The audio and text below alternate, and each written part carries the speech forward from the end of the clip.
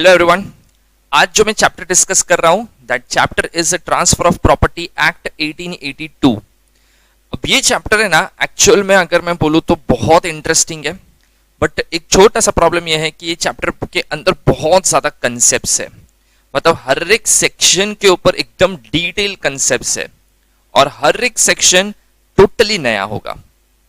मतलब जनरली क्या होता है, आप कोई नॉर्मल एक्ट पढ़ते हो ना, तो आपने एक सेक्शन पढ़ा, बाद में उसके बाद कनेक्टेड टॉपिक आता है दूसरा, फिर उसके बाद कनेक्टेड टॉपिक आता है तीसरा।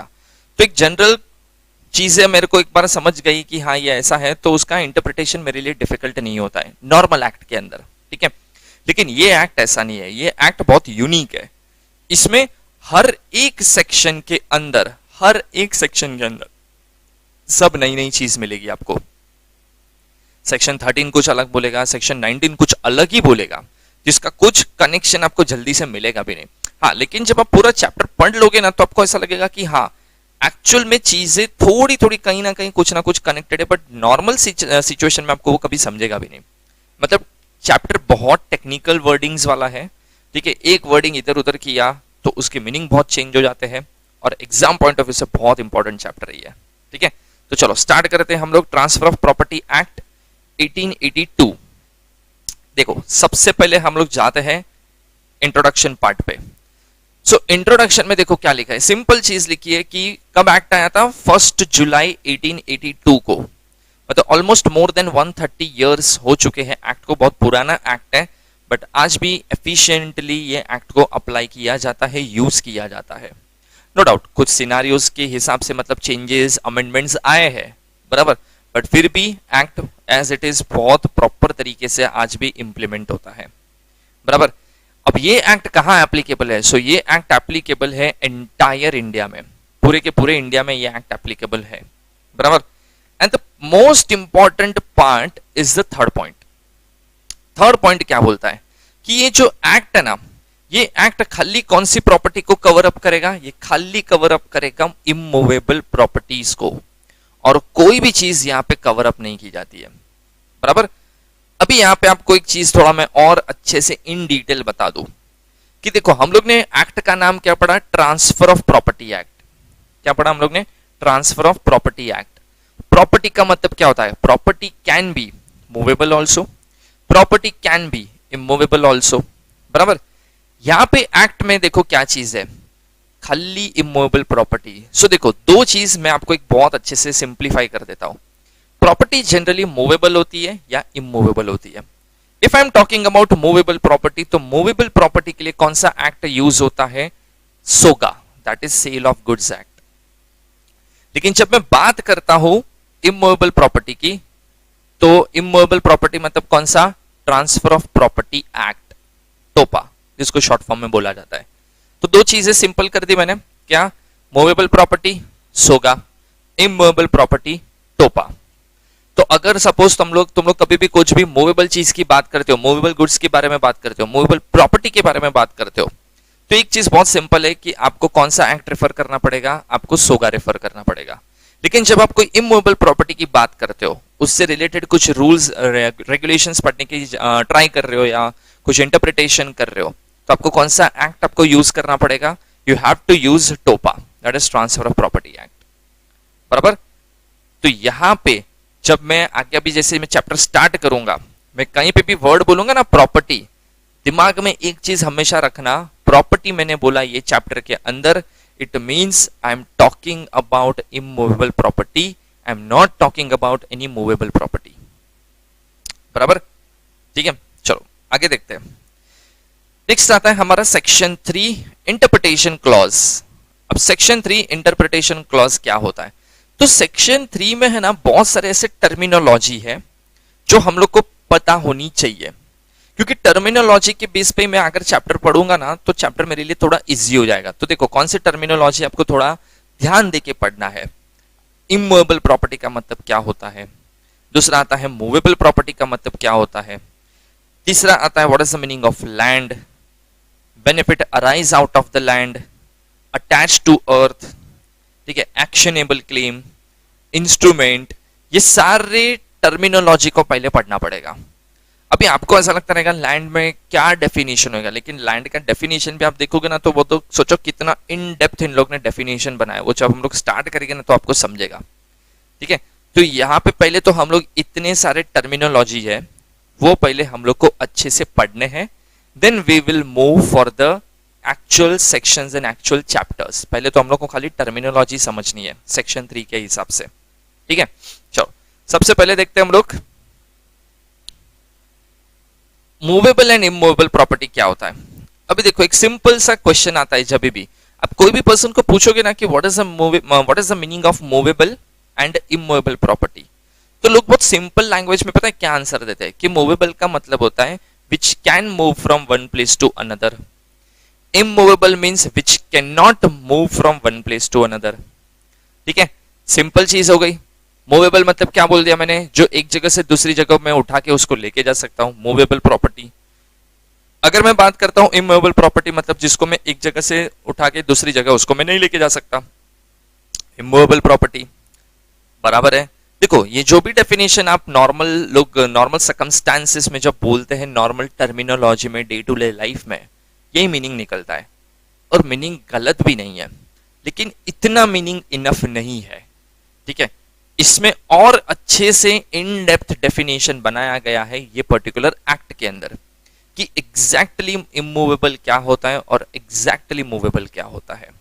बराबर, तो एक बार हम लोग इन डेप्थ डेफिनेशन पढ़ेंगे ना तो आपको समझ जाएगा कि मूवेबल और इमूवेबल क्या मीनिंग निकलता है, जो नॉर्मल मीनिंग से थोड़ा अलग है मतलब वही उसके ही बोलते ना बेसिस पे है, बट फिर भी थोड़ा इन डेप्थ बनाया गया है। डेफिनेटली लॉ है ना तो इन डेप्थ तो थोड़ा बनाना पड़ेगा। तो चलो देखते हैं कि सबसे पहले इमूवेबल प्रॉपर्टी का मतलब क्या होता है। सो देखो, immovable property means which can not move from one place to another. ये नॉर्मल है कि एक ऐसा प्रॉपर्टी जो एक जगह से दूसरी जगह पे शिफ्ट नहीं हो सकता है, उसको मैं क्या बोलता हूं, उसको मैं इमूवेबल प्रॉपर्टी बोलता हूं। यहां तक कुछ गलत भी नहीं है, लेकिन आगे क्या लिखा है, and it is attached to earth और परमानेंटली फिक्स्ड। देखो एग्जांपल्स है ये। अटैच टू अर्थ मतलब क्या लिखा है, अटैच टू अर्थ मतलब ये अर्थ है, ये लैंड है, उसके साथ अटैच है, जॉइंट किया हुआ है उसको मैंने, अटैच टू अर्थ। और परमानेंटली फिक्स मतलब एक ऐसा स्ट्रक्चर बना दिया है मैंने कि वो परमानेंट मैंने फिक्स कर दिया। जैसे आप कोई बिल्डिंग देखते हो तो बिल्डिंग में कैसा, जब बिल्डिंग कंस्ट्रक्शन स्टार्ट होता है तो पहले प्रॉपर नीचे बेस बनाए जाते हैं, पिलर्स लगाए जाते हैं, रॉड्स लगाए जाते हैं। ठीक है, और उसके ऊपर बाद में बिल्डिंग खड़ा किया जाता है। तो ये एक परमानेंटली फिक्स्ड स्ट्रक्चर बनाया जा रहा है जिसको आप उखाड़ के कहीं एक जगह से दूसरी जगह लेके नहीं जाने वाले हो। बस इसी चीज को बोला जाता है इमूवेबल प्रॉपर्टी। देखो नॉर्मल हम लोग क्या पढ़ रहे थे, which can not move from one place to another, correct है। लेकिन आगे इन डेप्थ हम लोग जा रहे हैं तो एक्ट के हिसाब से क्या आता है, and it is attach to earth और परमानेंटली फिक्स। जो अटैच टू अर्थ है परमानेंटली फिक्स किया हुआ है। बराबर, तो ये चीज आपको बहुत अच्छे से यहां पे ध्यान देनी है कि that is the actual meaning of the immovable property. ठीक है, चलो आगे देखते हैं मूवेबल प्रॉपर्टी का मतलब क्या होता है, what is the meaning of movable property. So movable property which can move from one place to another is known as a movable property. जो प्रॉपर्टी एक जगह से दूसरी जगह में शिफ्ट कर सकता हूं उसको मैं क्या बोलूंगा, सिंपल मूवेबल प्रॉपर्टी। अभी यहाँ पे जो हम लोग नॉर्मल टर्मिनोलॉजी नॉर्मल डेफिनेशन मानते थे ऑलमोस्ट वही है, लेकिन फिर भी आगे एक दो केसेस आएंगे ना तो आपको पता चल जाएगा कि और कितना इन डेप्थ एनालिसिस किया गया है। तो जैसे देखो कुछ एग्जांपल्स हम लोग देखते हैं, जैसे car is a movable property, mobile is movable property, grass is also movable property. Now why grass is movable property, it is very simple कि ग्रास हमेशा ना, देखो एक तो पहली चीज ग्रास अटैच टू अर्थ है, जब तक वो अटैच टू अर्थ है तब तक ठीक है, तब तक कोई प्रॉब्लम नहीं है, तब तक उसको मैं इमूवेबल प्रॉपर्टी मानूंगा।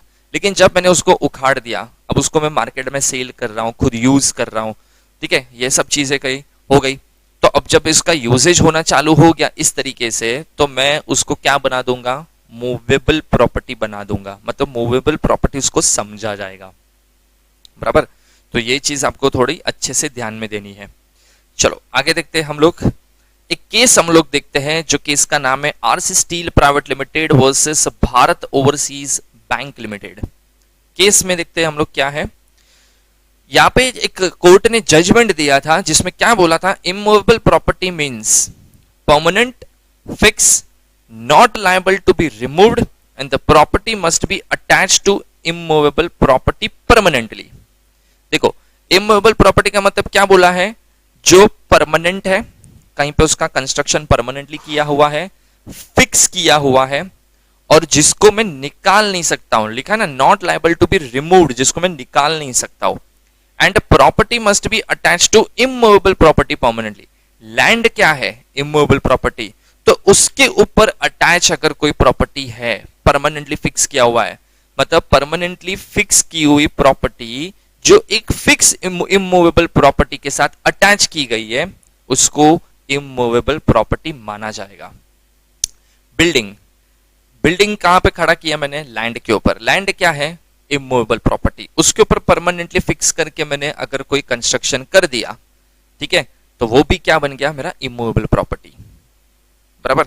ये जजमेंट एक कोर्ट में दिया गया था, कौन से केस में, RC steel private limited versus Bharat overseas bank limited. ठीक है, चलो आगे देखते हैं। नेक्स्ट आता है डेफिनेशन ऑफ लैंड। अभी आपको ऐसा लगता रहेगा लैंड का डेफिनेशन क्या पढ़ने का, एक ओपन लैंड होगा या लैंड है उसमें पढ़ने का क्या, नहीं, इसकी भी इन डेप्थ एनालिसिस करके डेफिनेशन को क्रिएट किया गया है। सो हम लोग देखते हैं, लैंड इंक्लूड्स फॉलोइंग एलिमेंट्स। बराबर, सरफेस फर्स्ट आता है उसमें, surface of the earth. Surface of the earth का मतलब देखो क्या होता है, अभी मैं आपको एक एक चीज यहां पे बताता हूं कि हर एक पॉइंट का मतलब क्या होता है। समझो ये लैंड है, बराबर, तो ये सरफेस ऑफ द अर्थ हो गया, बराबर, तो इसको मैं क्या बोलेगा, ये लैंड है। दूसरा आता है air space above the surface. अभी ये ऊपर आप जो लैंड पे खड़े हो तो उसके ऊपर का जो एयर स्पेस है, दैट इज ऑल्सो लैंड, बराबर, उसको भी पार्ट ऑफ लैंड माना जाता है। तीसरा, ग्राउंड बेनेथ सरफेस, ग्राउंड के नीचे जो पार्ट है, अंडरग्राउंड का पार्ट, जमीन के नीचे वाला जो पार्ट है, उसको भी मैं क्या बोलेगा, वो भी लैंड है। और चौथा, all the objects which are on और under the surface, on the surface, surface के ऊपर, ठीक है, ये सरफेस है मेरा, सरफेस के ऊपर, सरफेस के नीचे, ठीक है, under the surface in its natural states including minerals, reverse etcetera.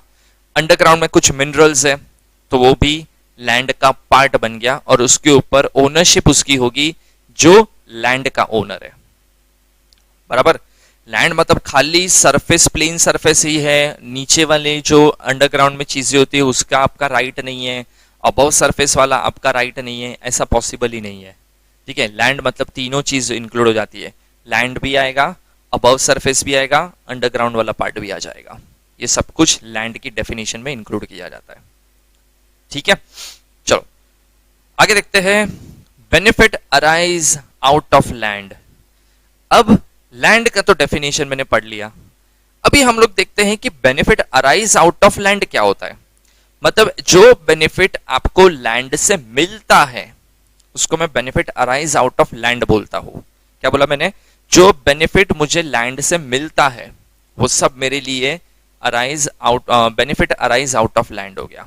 ठीक है, जैसे देखो, every benefit arising out of immovable property and every interest in such property is also regarded as immovable property। देखो क्या डेफिनेशन लिखा है, every benefit arising out of immovable property, हर वो benefit जो आपको immovable property से मिल रहा है, and every interest in such property is also regarded as immovable property। और जो भी बेनिफिट, इंटरेस्ट, क्लेम, प्रिविलेज जो मुझे वो लैंड की वजह से मुझे मिलता है, या वो लैंड की वजह से मेरे हाथ में वो राइट आ जाता है, तो वो भी इमूवेबल प्रॉपर्टी है। ठीक है, और उसको तुम लोग benefit arise out of land बोल सकते हो। It includes hereditary allowance, then right of way. Right of way जैसे देखो ये पिक्चर में आपको लेफ्ट साइड के कॉर्नर पे दिख रहा है, जाने का रास्ता है, बराबर, ये भी आपका एक बेनिफिट ही है ना। अगर वो रास्ता नहीं होता तो आप आते कैसे, जाते कैसे अपनी प्रॉपर्टी के अंदर, तो भी एक टाइप का बेनिफिट है जो आपको लैंड की वजह से मिला है। देन राइट ऑफ लाइट, ये भी आपका एक राइट है, देन राइट ऑफ फिशरीज, अगर आपकी प्रॉपर्टी के अंदर कोई रिवर आ गया, कोई पॉन्ड आ गया, तो उसमें आपका राइट ऑफ फिशरीज भी आ जाता है, that is benefit arise out of land. Right to take minerals, जो अंडरग्राउंड आपको मिनरल्स मिल रहे हैं, आप उसको निकाल के उसको बेचोगे तो वो भी आपका benefit arise out of land हो गया। राइट ऑफ रेंट, आप प्रॉपर्टी रेंट पे दोगे, लीज पे दोगे, तो डेफिनेटली उससे भी आपको एक इनकम जनरेट होती है, तो वो भी क्या है, मेरा benefit arise out of land है। बराबर, ठीक है, ओके। सो देखो, ये इतने टॉपिक्स यहाँ पे कवर किए जाते हैं, मतलब इतनी सारी चीजें कवर की जाती है benefit arise out of land के अंदर। बराबर, खाली आप ऐसा सोचोगे कि हाँ लैंड में से जो मेरे को कल्टीवेशन करके पैसा मिलेगा, या जो भी ऐसा बेसिक चीज है, बेसिक चीज नहीं, यहाँ पे थोड़ी इन डेप्थ आपको मैंने चीज बताई कि क्या क्या आपका बेनिफिट बन सकता है अराइज आउट ऑफ लैंड में। ठीक है, चलो नेक्स्ट देखते हैं अटैच टू अर्थ का डेफिनेशन। अभी अटैच टू अर्थ क्या होता है?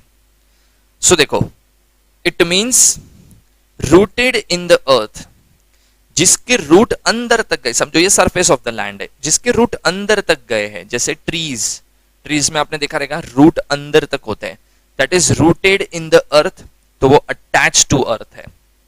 ठीक है, दूसरा आता है एम्बेडेड इन द अर्थ, मतलब डाला गया है, इम्प्लांट किया गया है लैंड के अंदर, उसको रूटेड नहीं बोलूंगा, रूटेड नेचुरली ग्रो करता है बिलो सरफेस। बराबर, एम्बेडेड इन द अर्थ का मतलब होता है एक ह्यूमन एफर्ट से उसको डाला गया है, उसको इम्प्लांट किया गया है, उसको बोला जाता है एम्बेडेड इन द अर्थ। ठीक है, जिसको मैं बोलूंगा इन केस ऑफ बिल्डिंग ये होता है। देखो सब में और है, मतलब ये भी हो सकता है या ये भी हो सकता है। और attached to what is so embedded for the permanent beneficial enjoyment of that to which it is attached। Embedded मतलब आपने इम्प्लांट किया अंदर, और वो इंटेंशन से किया कि ये परमानेंट एंजॉयमेंट के लिए इसको मैं यूज करूंगा।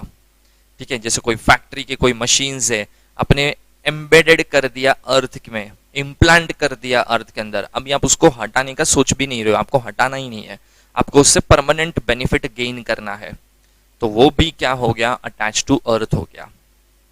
बराबर, ये सारी चीजें तीनों में से कुछ भी बोलो, ये सब कुछ अटैच टू अर्थ माना जाता है।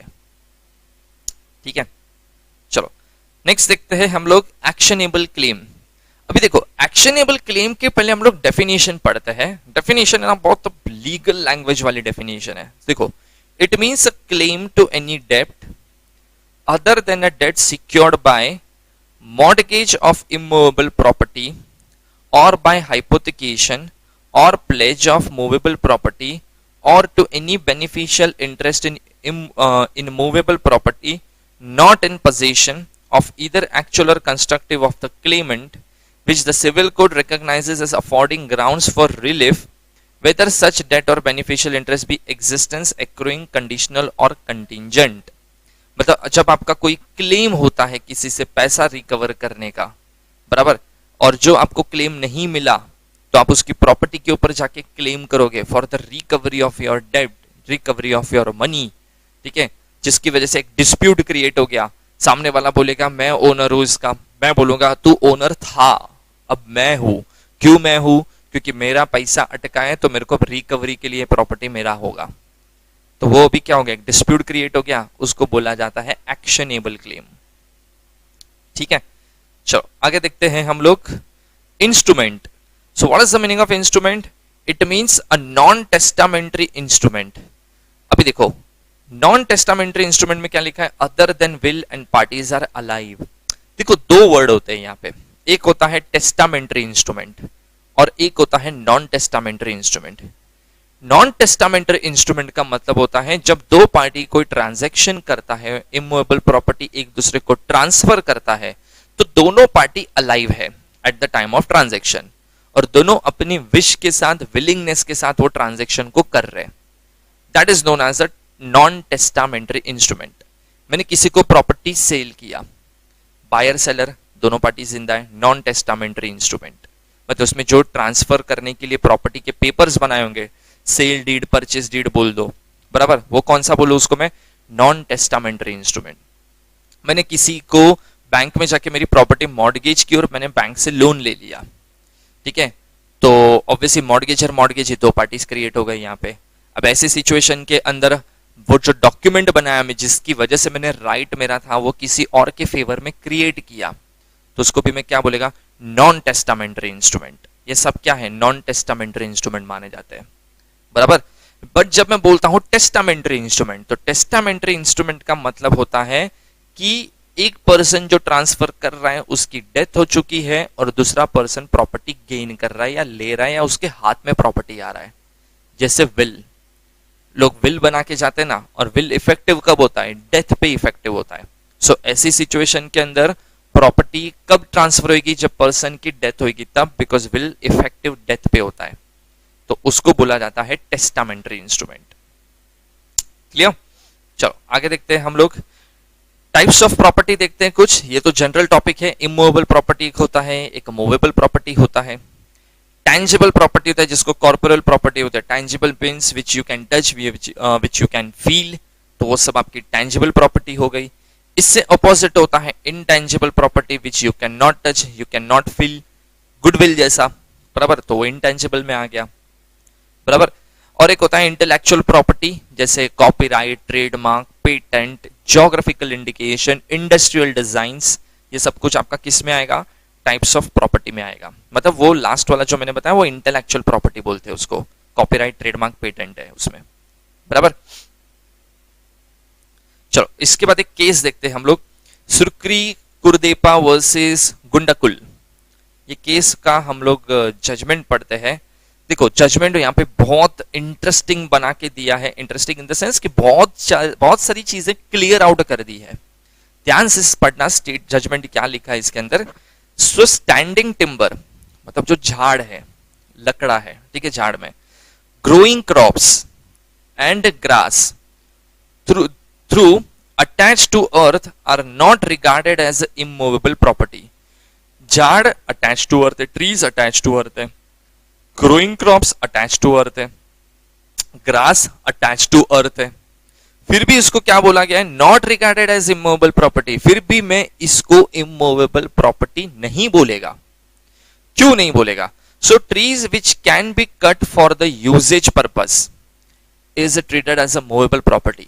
जो चीज को आप कट करके उसको यूज कर सकते हो, बराबर, मतलब कट करने के बाद उसका यूजेज होता है, तो वो झाड़, वो क्रॉप्स, वो ग्रास जिसका आप यूजेज कर रहे हो कट करने के बाद, वो सारे के सारे क्या बन गए, वो मूवेबल प्रॉपर्टी बन गए, बराबर।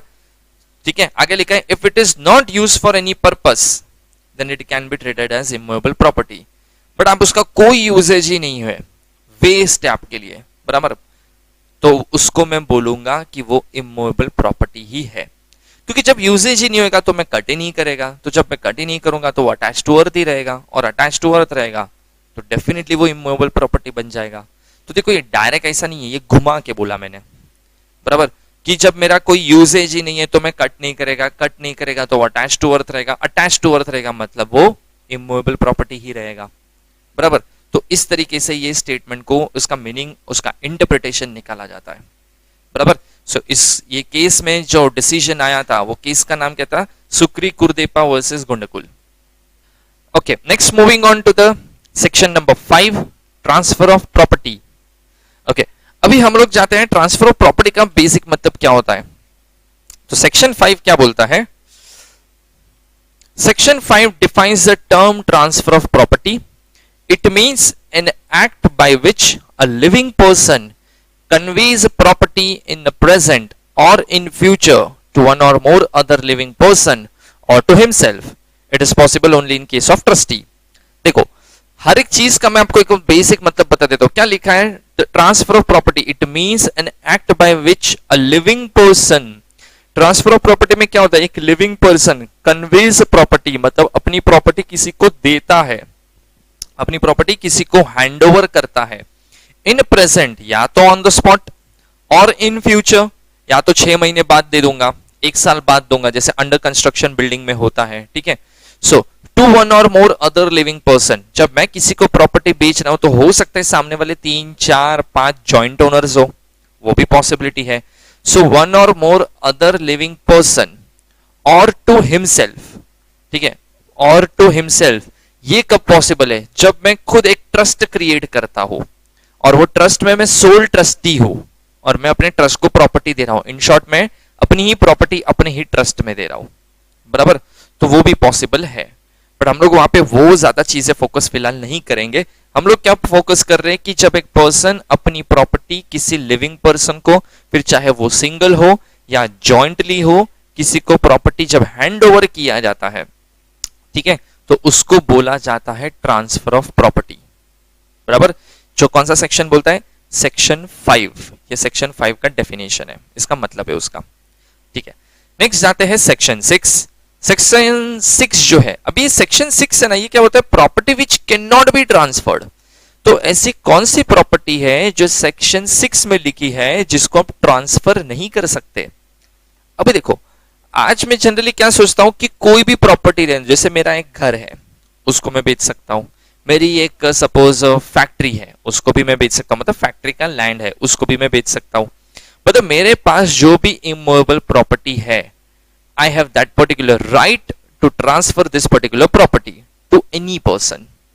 लेकिन सेक्शन 6 बोलता है कुछ ऐसी प्रॉपर्टी भी है जिसको आप ट्रांसफर नहीं कर सकते, जबकि आपके हाथ में है, आपकी ओनरशिप में है, फिर भी आप उसको ट्रांसफर नहीं कर सकते।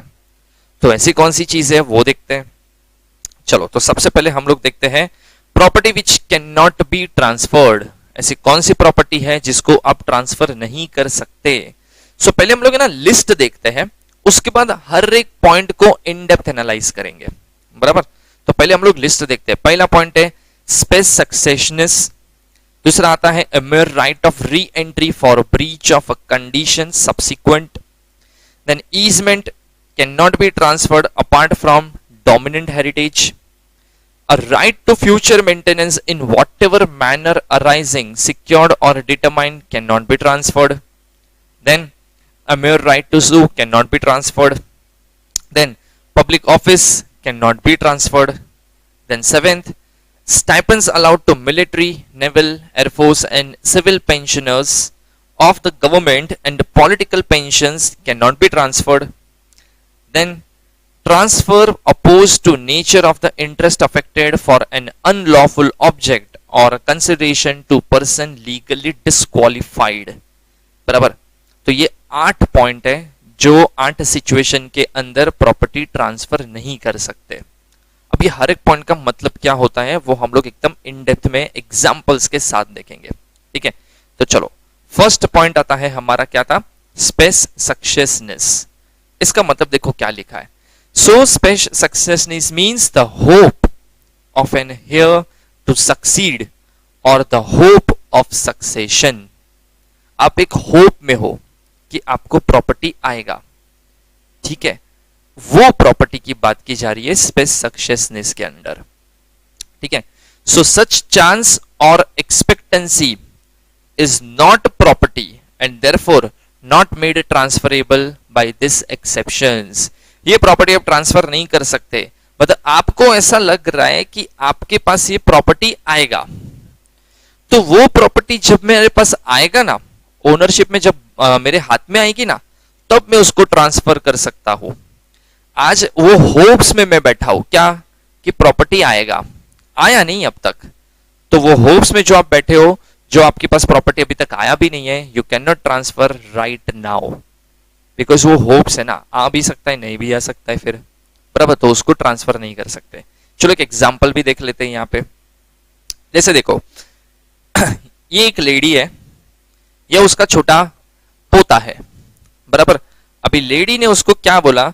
My son, I will transfer all the properties to you after death, to you after my death through will। कि मैं जब मर जाएगी ना, तो मैं सारी प्रॉपर्टी मैं तेरे को ट्रांसफर कर देगी। ये सुन के बच्चा खुश हो गया कि चलो मस्त है, लाइफ सेट, ओके। तो ये भाई साहब ने थैंक यू बोलना स्टार्ट कर दिया अपनी दादी को कि चलो मस्त है, प्रॉपर्टी तो मेरे हाथ पे आ जाएगी अभी। अभी देखो, जैसे उसने वो बोला ना दादी ने कि भाई प्रॉपर्टी तेरे को मिल जाएगा, बच्चा एकदम खुश कि चलो मस्त है, अभी तो प्रॉपर्टी अपने पास आने वाला है।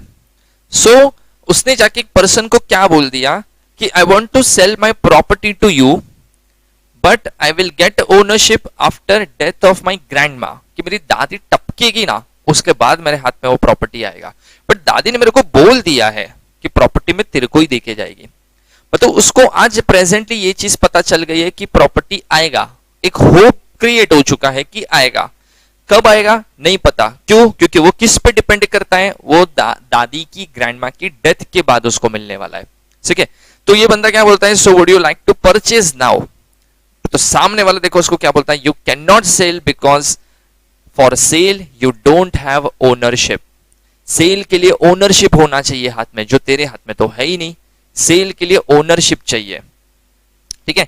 So you just have a present right of future ownership. तेरे पास आज एक खाली राइट है, तेरे पास आज एक खाली होप है कि प्रॉपर्टी तेरे हाथ में फ्यूचर में आएगी, तो उसको तू अभी बेच नहीं सकता है। तो आप बेच कब सकते हो? फ्यूचर में, जब एक्चुअल में आपके हाथ में ओनरशिप आएगा तब आप वो प्रॉपर्टी को बेच सकते हो, ठीक है। तो सेम जैसे अगर मेरे दादा मेरे को ऐसा बोल देते कि मैं तेरे को प्रॉपर्टी दे दूंगा, 5 करोड़ का बंगलो तेरे नाम पे कर दूंगा, तो ये कंफर्म है कि दादा ने बोल दिया है, बट अभी तक तो बोला ही है ना, आया किधर है? तो आज वो प्रॉपर्टी जो 5 करोड़ का बंगलो में किसी को जाके बेच नहीं सकता हूं, किसी को मैं ऐसा नहीं बोलूंगा अरे ले लो रे तुम लोग, कंफर्म आएगा, दादा एक दिन कंफर्म जाएंगे तो प्रॉपर्टी कंफर्म आएगा, तो आप मेरे को पैसा दे दो, वो मैं नहीं कर सकता हूं, ठीक है। That is the meaning of spes successionis, ठीक है। चलो आगे देखते हैं, right of re entry for breach.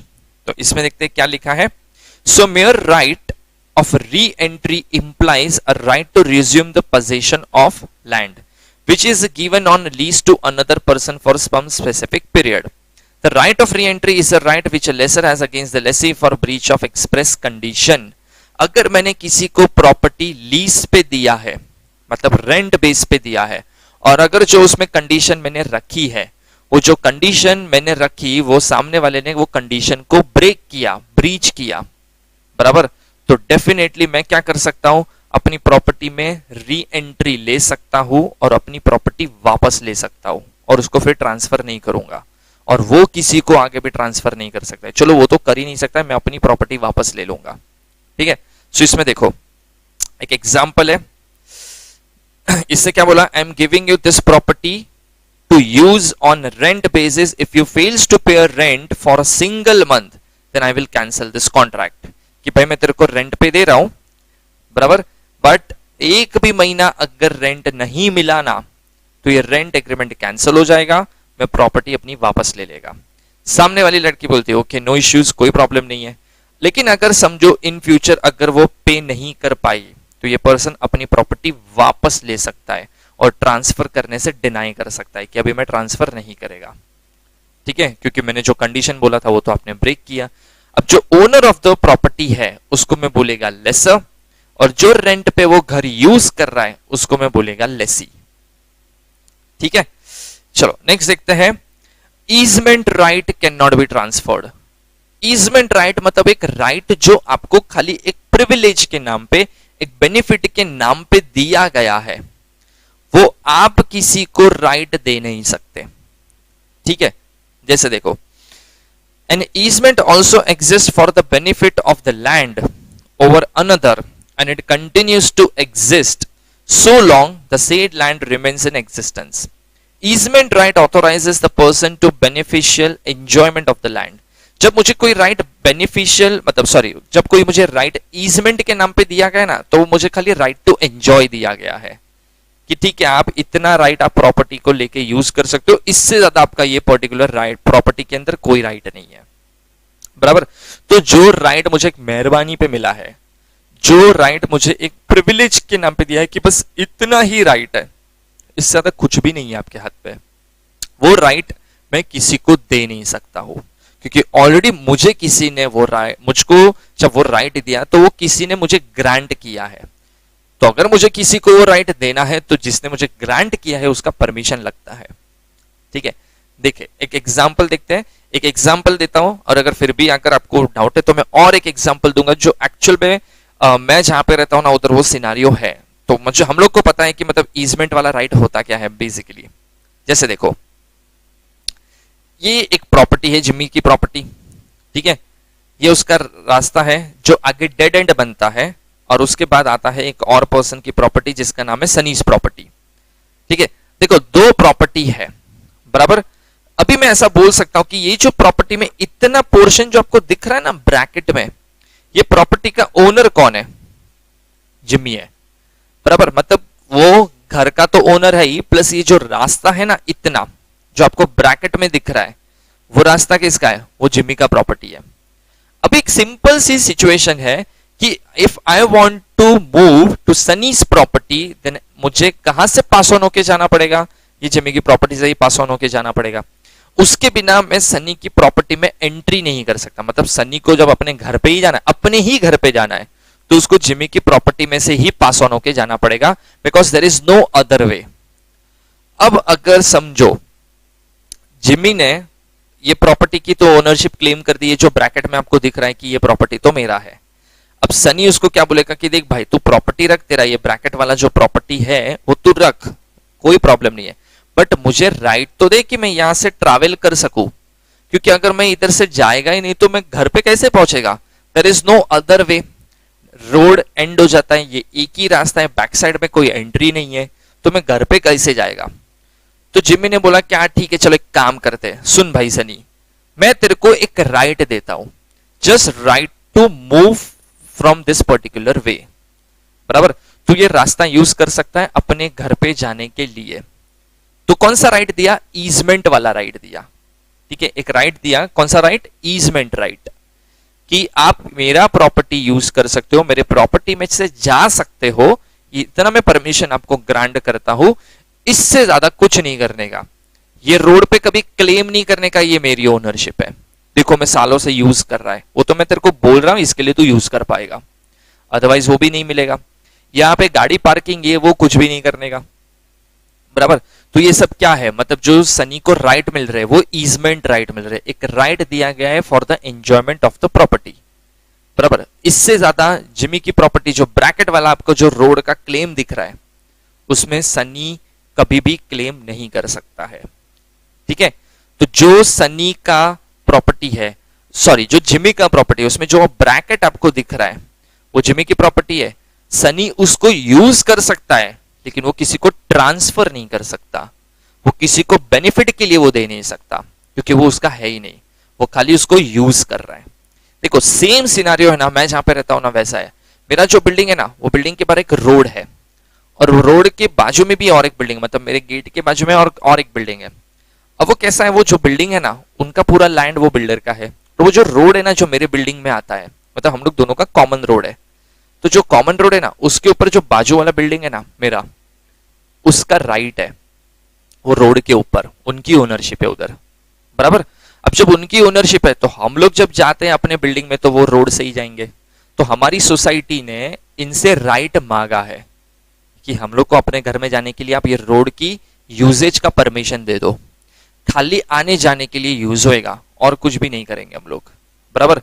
तो वो सोसाइटी वालों ने हम लोग को एक ईजमेंट राइट दे दिया है कि ठीक है, बाजू वाली सोसाइटी में कॉमन रोड होने की वजह से आप ये राइट यूज कर सकते हो, हम लोग को कोई प्रॉब्लम नहीं है। लेकिन उस सोसाइटी वालों ने हम लोग को बोल के रखा है खाली आने जाने के लिए यूज करने का, इसको डैमेज नहीं करने का, मेंटेन करने में हेल्प करने का।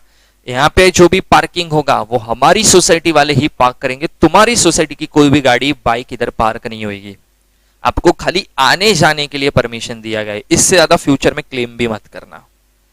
तो ठीक है चलेगा, कोई प्रॉब्लम नहीं है। तो हम लोग को कौन सा राइट मिला? ईजमेंट राइट मिला, एक पर्टिकुलर बेनिफिट दिया गया है।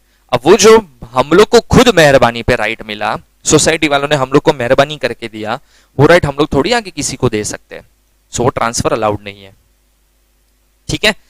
तो ये था ईजमेंट वाला राइट। चलो नेक्स्ट देखते हैं, राइट टू फ्यूचर मेंटेनेंस। अभी देखो right to maintenance, that is right to future maintenance arising in whatever manner whether secured or determined cannot be transferred in favor of other person। जब आपका कोई right to maintenance है तो वो आपकी property बन गई, बराबर। वो राइट आप किसी को ट्रांसफर नहीं कर सकते, बराबर, वो एक्सक्लूसिवली आपका राइट है। जैसे देखते हैं एक एग्जांपल है, जैसे समझो ये मैं हूं, ठीक है, हस्बैंड वाइफ, और सपोज एक वाइफ की सिस्टर है।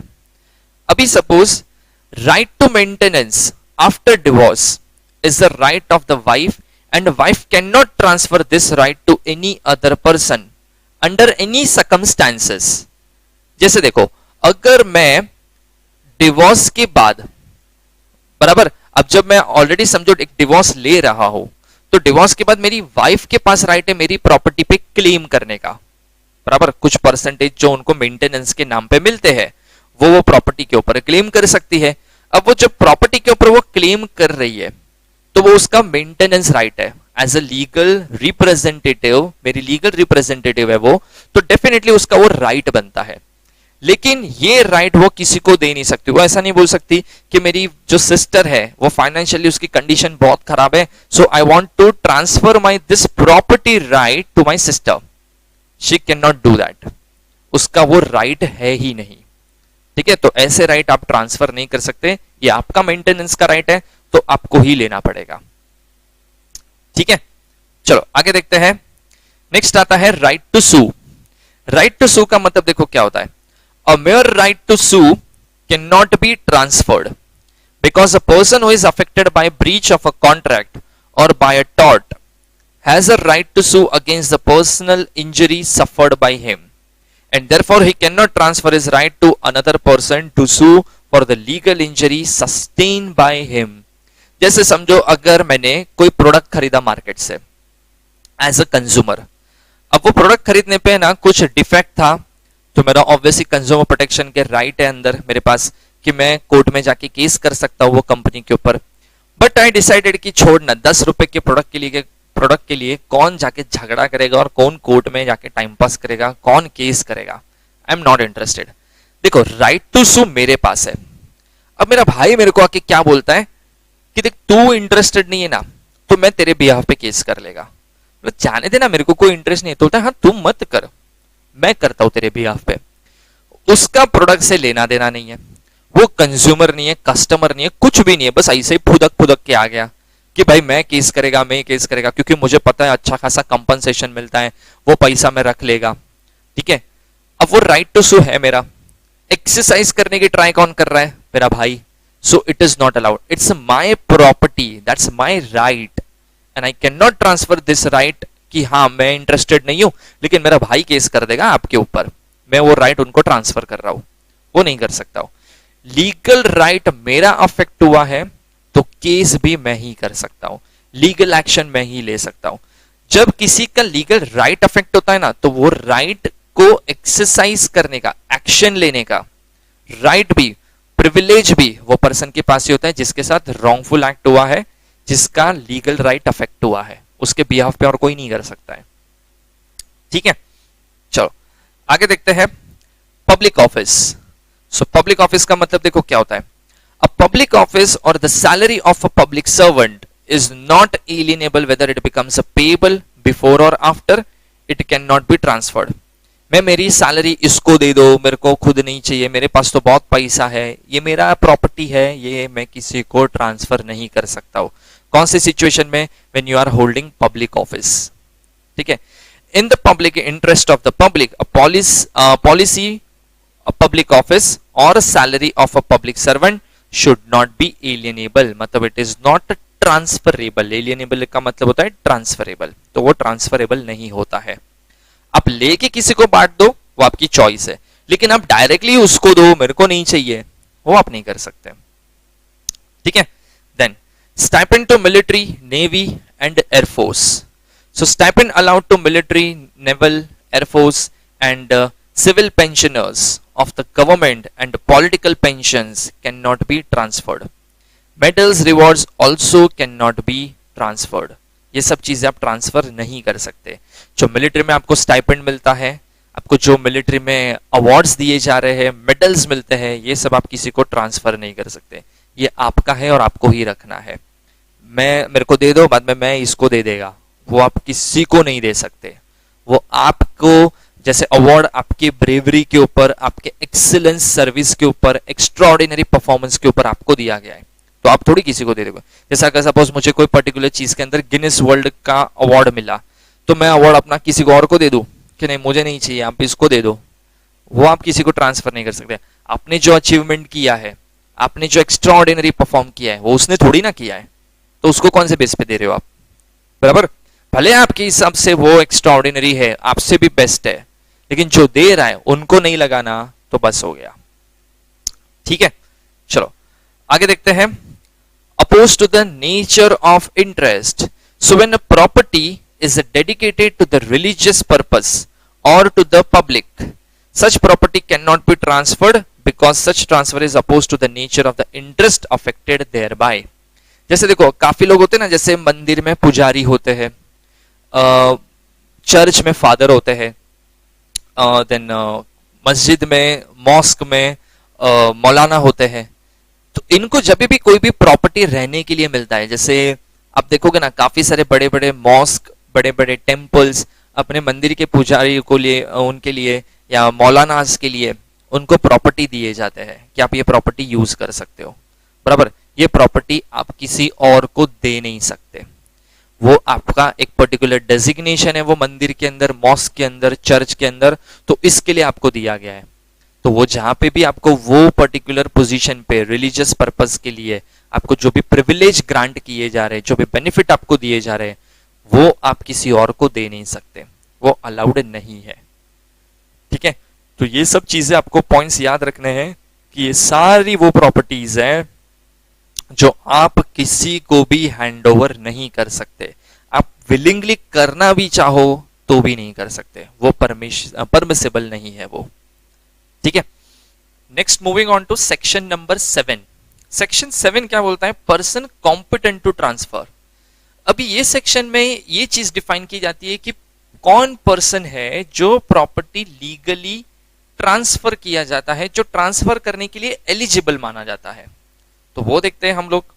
सो सेक्शन 7 में आता है person competent to transfer. So every person competent to contract and entitled to transfer property or authorized to dispose of a transferable property not his own is competent to transfer such property either wholly or in part and either absolutely or conditionally in the circumstances to the extent and in the manner allowed and prescribed by any law for the time being in force।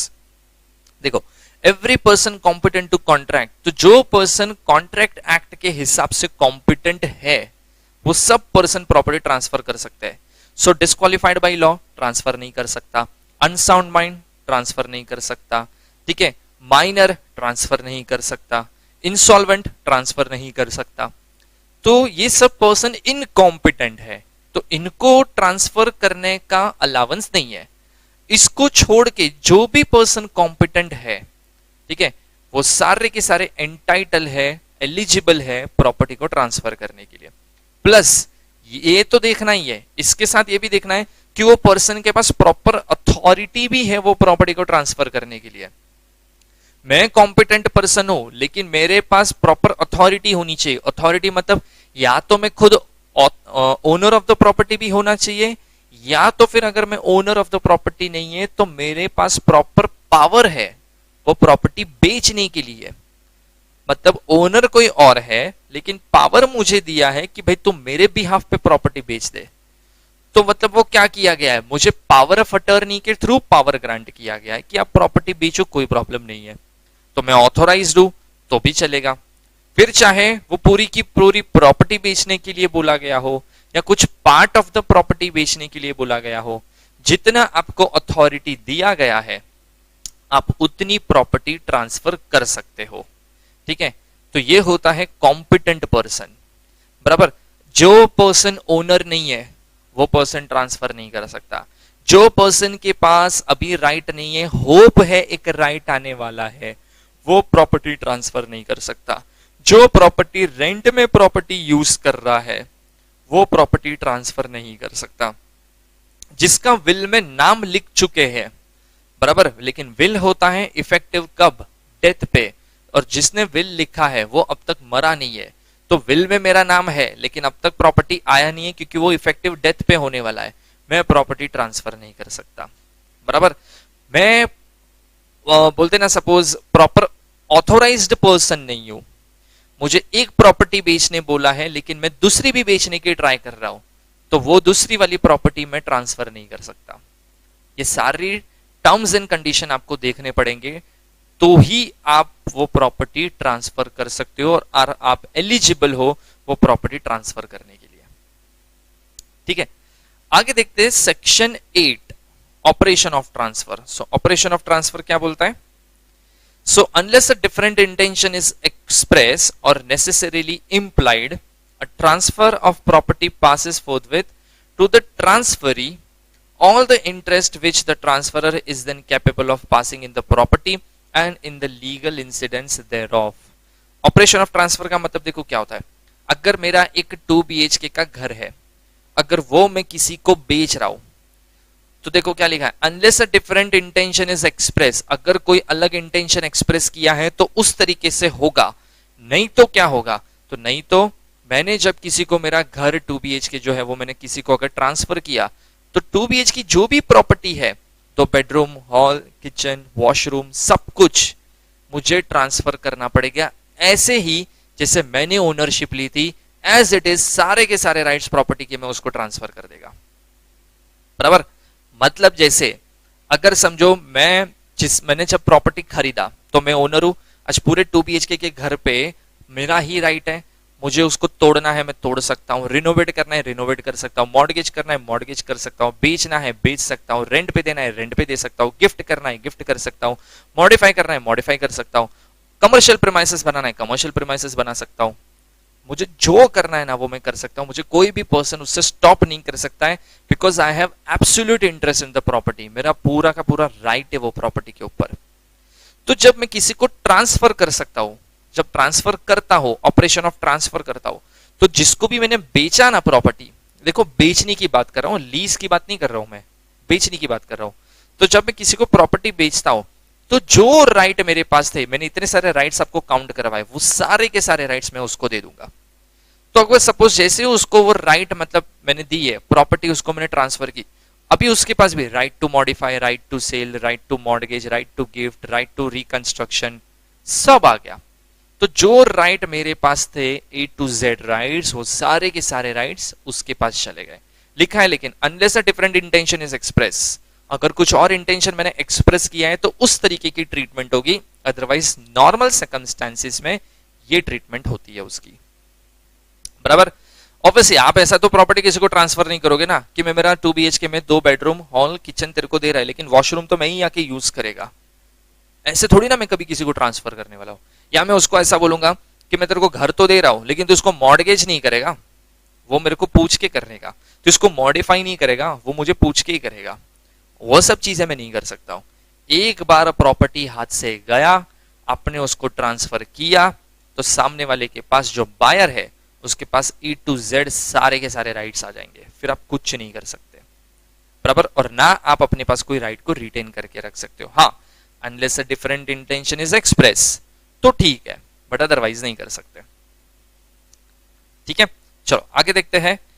हाँ, एक important, बहुत important case था इसके अंदर, ठीक है, वो भी आपको एक पता होना चाहिए कि इसका इंटरप्रिटेशन कुछ लोग अलग लेवल पे लेके जाते हैं। तो देखो क्या लिखा है, Katihar jute mills limited versus Calcutta match works India limited case में क्वेश्चन ये है, land of the building can be automatically transferred in case of sale of building. ये बिल्डिंग खड़ा है, ये लैंड है, अगर मैं बिल्डिंग बेच रहा हूं तो क्या लैंड भी ऑटोमेटिकली बिक गया?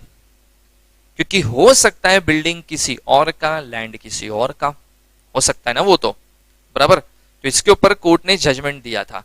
अब देखो कुछ लोग क्या बोलते हैं कि ऑब्वियसली अटैच टू अर्थ, तो बिल्डिंग बेचा मतलब लैंड भी जाएगा ही ना। अरे लेकिन लैंड किसी और का है, उसको आप कैसे बेच सकते हो? बराबर। तो देखो कोर्ट ने जजमेंट क्या सुनाया, court stated that a sale of building without any specific reference to the land whereon it stands cannot necessarily convey the land along with it. Building अलग है, लैंड अलग है, बिल्डिंग बेच रहे हो तो लैंड साथ में बिकता है, ऐसा नहीं होता है। बराबर, दोनों चीजें अलग है। लेकिन हाँ, अगर कुछ रेफरेंस में ऐसा लिखा है, ठीक है, अगर समझो दोनों एक ही है और ये लिखा है कि along with this property, along with this building, we are attaching land also, तो ठीक है, तो आप साथ में बेच दो, कोई प्रॉब्लम नहीं है। बट जब डिफरेंट ओनरशिप होती है तो ये स्टेटमेंट बहुत काम आता है। अदरवाइज मेरा लैंड है, बिल्डिंग किसी और का है, बिल्डर का बिल्डिंग है, उसने अपने बिल्डिंग को बेच दिया तो मेरा लैंड भी चला गया, मेरे करोड़ों की लैंड की जो वैल्यू है वो तो मेरे हाथ में तो कुछ नहीं आएगा फिर, बराबर। इसके लिए जजमेंट बहुत जरूरी, जजमेंट इंपॉर्टेंट जजमेंट माना जाता है, ठीक है।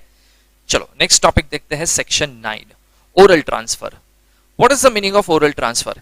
कि मैं क्या प्रॉपर्टी किसी को ओरली ट्रांसफर कर दूं। जनरली क्या करते हैं हम लोग, प्रॉपर्टी जब किसी को बेचते हैं ना, ट्रांसफर करते हैं ना, तो रिटर्न एग्रीमेंट बनाते हैं, रिटर्न कॉन्ट्रैक्ट बनता है, उस पर दोनों पार्टी साइन करते हैं, सब डिटेल्स लिखते हैं, फिर उसका रजिस्ट्रेशन कराते हैं, तब जाके वो प्रॉपर्टी ट्रांसफर होती है। बट अगर मैं किसी को ऐसे ही ओरली कि हाँ ये मेरी प्रॉपर्टी तू रख ले, मेरे को नहीं चाहिए, पैसा दे दे, खत्म हो गया transaction, that is oral transfer. ये कर सकते हैं क्या? सो देखो सेक्शन 9 ओरल ट्रांसफर में, oral transfer of property is allowed only in following cases. कुछ केसेस है वहां पे ही ओरल ट्रांसफर अलाउड है, बाकी नहीं अलाउड है। तो कौन से है? फर्स्ट, जब आप प्रॉपर्टी मॉर्गेज करते हो तो उसकी वैल्यू 100 रुपए से कम है तो, ठीक है, mortgage worth principal money secured is less than ₹100, ठीक है। सेकेंड, अगर मैं सेल कर रहा हूं कोई इमूवेबल प्रॉपर्टी का जिसकी वैल्यू 100 रुपए से कम है तो आप ओरल ट्रांसफर कर सकते हो। अगर मैं किसी को लीज पे, रेंट बेस पे इमूवेबल प्रॉपर्टी दे रहा हूं जिसमें ड्यूरेशन 12 महीने से कम, मतलब 1 साल से कम है, तो ओरल ट्रांसफर कर सकता हूं। Exchange of immovable property where the value of the property is less than 100, किसी के साथ प्रॉपर्टी एक्सचेंज कर रहा हूं, तू तेरा बंगलो मेरे को दे दे, मेरा बंगलो तू रख ले, एक्सचेंज किया, कर सकता हूं। बट ओरल ट्रांसफर के लिए प्रॉपर्टी की वैल्यू, दोनों की प्रॉपर्टी की वैल्यू 100 रुपए से कम होनी चाहिए। देन गिफ्ट अगर दे रहा हूं किसी को मूवेबल प्रॉपर्टी तो वो ओरल ट्रांसफर से चल जाता है, बराबर। तो ये सारी चीजें आप ओरल ट्रांसफर इसको बोलोगे, और ये ओरल ट्रांसफर ये 5 सिनारियो के अंदर अलाउड है। इंपॉर्टेंट है मॉनिटरी वैल्यू, वो वैल्यू आपको ध्यान में रखनी है। गिफ्ट में देखो वैल्यू नहीं लिखी है, तो मूवेबल प्रॉपर्टी तो वो चल जाता है ओरल ट्रांसफर, ठीक है।